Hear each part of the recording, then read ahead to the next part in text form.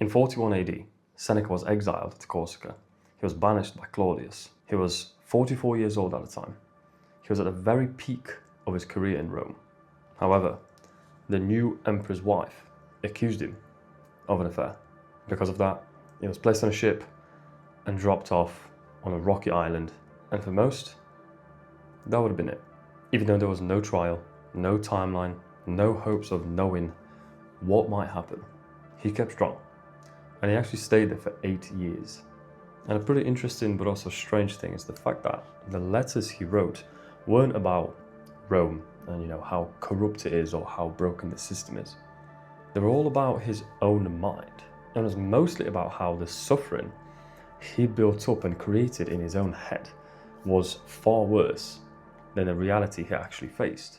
One of the things he wrote, which is something you probably also have heard before, he wrote this to his mother.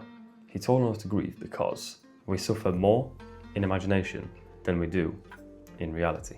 Think about that for a second. A man completely stripped of his title and career, his city, his future, anything he owned right now, sitting on a deserted island far away from home.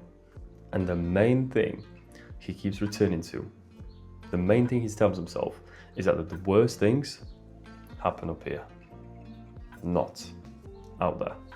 Obviously, you're not an exile on a deserted island. Well, firstly, you won't even be able to watch this video.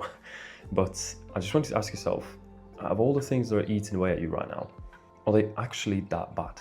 Or some of them just amplified by your own thoughts? And it's just a matter of indulging in our own negativity, which we're all prone to. It can all happen to every single one of us. But are the problems you're going through right now, are they actually as bad as they seem? Or can they be solved pretty quickly? Or at the very least with just a small amount of effort? Because sometimes the worst scenarios in our life are simply the ones we've made up in our own head. You may be sitting there thinking that you're very self-aware, or maybe that you're a deep thinker. You really, really think things through. But that's the problem. You think too much. The problem isn't the fact that you don't know what to do or where it is that you're going. It's the fact that you overthink it so much, you keep yourself placed in one spot, unable to move. I think the real version of this is the fact that the more you think, the more of a fantasy world you can create, because living in your head is a safe space. It can be whatever you want it to be. It is far different than reality. In reality, you have to face things, you have to face consequences, face people, face decisions and problems. Up here, we can do whatever we want. So just have a little moment to think about what it is that you're avoiding by living in your own head. Because there must be something that you're actively trying to dodge rather than face head on. To help with that, there are 2 things I want you to have a think about, and both of them were actually teachings from Seneca himself. The first thing is to know that most of what you're suffering right now hasn't even happened yet. Seneca actually wrote a whole letter about this. It's the fact that we prepare ourselves for disasters and worst case scenarios that never actually come to light. That conversation that we're dreading, we think about all the things that would go wrong. Asking a girl out, the only thing we can think about is just going wrong.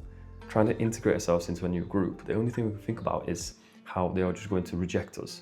But majority of times, those things never happen. And if they do, they're not as grand as you've made them out to be in your head. They're just simple, quick moments. You say something and maybe it doesn't click on, maybe people just generally don't find it funny, or maybe they just say they're not interested. And that's that. By tomorrow, that might be a far stretch. By 4 hours into the future, that person has already forgotten about that interaction.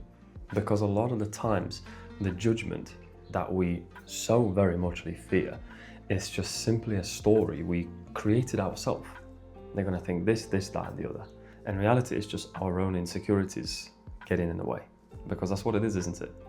Because you go to the first thing that you don't like about yourself, or maybe that you're conscious about, and then you implant that idea into the fact that every single person around you also thinks the same thing. In reality, they probably never even noticed. They don't know about it. They don't care enough about it. And that judgment, it never comes, because it only exists up here. So catch yourself out by asking yourself, generally just out loud, if you can. I'm not saying you have to talk to yourself out loud in a room full of people, but just catch yourself out and just generally ask, is this actually happening, or am I just creating this? When you name something out loud, you'd be surprised at just how much more clear it becomes. Because if I was nervous to talk to somebody, you can have just a little think in your head thinking, are they actually going to reject me the way I think so, or am I just rejecting myself before the event has even happened? The chances are it's the second. And like I said, even if they don't seem interested, at the very least they might just have a normal conversation with you, just because they're being polite. And after that, you'll never interact with each other ever again. That's all. The second thing is that the body is the way out. A lot of people underestimate this, and a lot of people actually forget that the Stoics weren't just thinkers and philosophers. They looked after themselves physically, and they did things with their body in order to get their minds in check. Going for a walk or a run will clear your head a lot more than you realize. Back in those days, they would plunge in cold waters. Right now, we can just take a cold shower. Eat a plain meal, something incredibly basic, back to your primal instincts. Just some meat, just some bread, and some water. That's it. Go back to your roots once in a while. Lift heavy things. Become physically capable. Use your body to snap yourself back into reality. Because sometimes when we really do get down in the dumps and we just keep thinking and thinking and thinking, the only thing that's going to get us out isn't actually just thinking more, it's to just go somewhere and do something. And if that something requires you to use your body and actually makes you physically tired, then better. Because as you probably hear, every single person dreads exercise, but after they do it, they feel so much better. Or shall I say, most people dread exercise. Because the mind is capable of running off into the distance, onto the horizon. But the body is right here. The body is sitting in this chair. The body, it feels what it's actually like. The body can feel the heat. The body is the reality.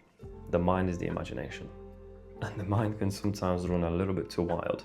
So we can use our bodies to reel it back in and get it in check. Because Seneca didn't escape Corsica by just thinking his way out of it. He escaped Corsica by accepting where he is and just simply waiting. Tonight, when you catch yourself thinking a little bit too much than you'd like to, I just want you to stand up and go to the bathroom or the kitchen and just run the cold water onto your hands. And I just want you to stand there for 30 seconds. Do nothing, think about nothing, just that. Just run that cold water on your hands. It doesn't fix a single problem you have. It doesn't give you a single answer to what you're maybe going through right now. What it does is it snaps you back into reality. It snaps you back into the now. Because why the hell am I running cold water on my hands? But that's the reality you're in, not in some fairyland that you have created in your own mind. Sometimes it really is as simple as that. So I'm not telling you to stop thinking overall, because thinking usually goes to some sort of destination. I think I may do this. How will I do it?